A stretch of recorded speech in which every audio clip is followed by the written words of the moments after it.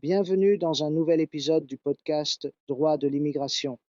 Je suis l'avocat Fabio Locerbo et aujourd'hui nous parlons d'une décision récente du juge administratif italien concernant le permis de séjour pour travail saisonnier et le droit de l'étranger de participer à la procédure administrative.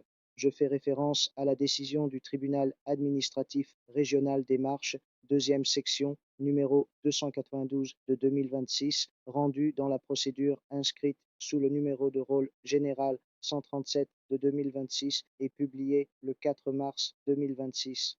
L'affaire concerne un ressortissant étranger entré régulièrement en Italie avec un visa pour travail saisonnier d'une durée de 270 jours.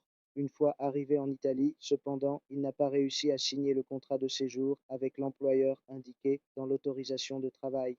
Pour cette raison, la questure a déclaré irrecevable la demande de permis de séjour pour travail salarié en attente d'emploi, considérant que l'absence de conclusion du contrat de travail constituait automatiquement un obstacle à la délivrance du titre de séjour. Le tribunal administratif n'a pas partagé cette position.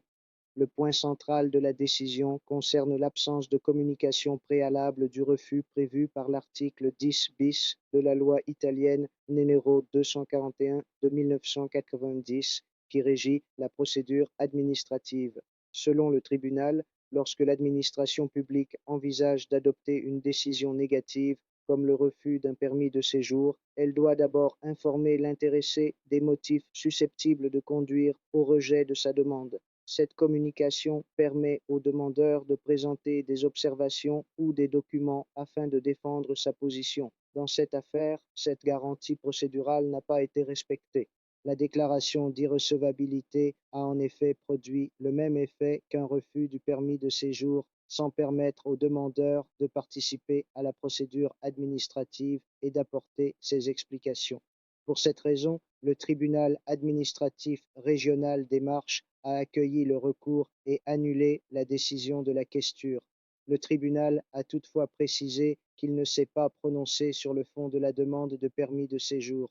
L'administration devra désormais réexaminer la situation en respectant correctement la procédure. Cette décision rappelle un principe fondamental du droit administratif. Même dans les procédures liées à l'immigration, le droit de participer à la procédure et d'être entendu avant une décision défavorable constitue une garantie essentielle. Merci d'avoir écouté cet épisode du podcast Droit de l'immigration. Je suis l'avocat Fabio Locerbo et je vous donne rendez-vous dans le prochain épisode.